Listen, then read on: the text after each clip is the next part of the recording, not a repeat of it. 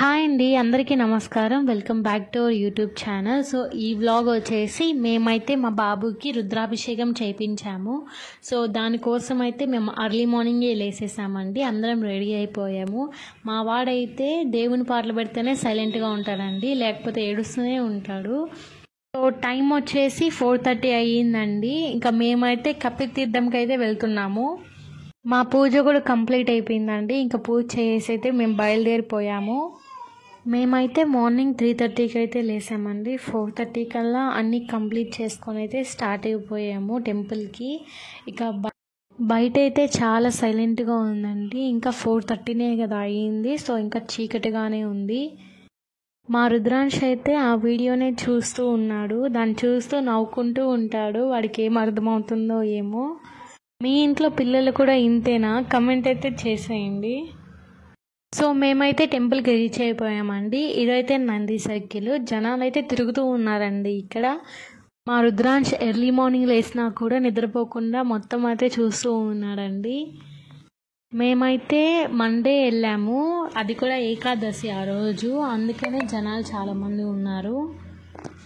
మనకి ఎంట్రన్స్లోనే ఫస్ట్ ఆంజనేయ స్వామి టెంపుల్ ఉంటుందండి.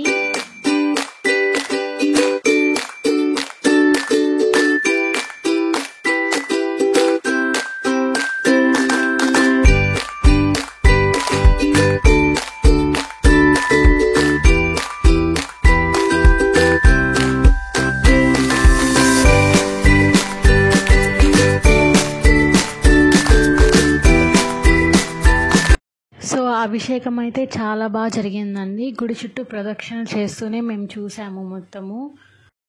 మామూలుగా అయితే దేవుని ముందర కూర్చోబెట్టి అభిషేకాన్ని చూపిస్తారంట, కానీ ఈరోజు సోమవారం కాబట్టి మేము ప్రదక్షిణ చేస్తూనే చూసాము. ఇంకా దర్శనం చేసుకొని ఇంటికైతే బయలుదేరిపోయామండి.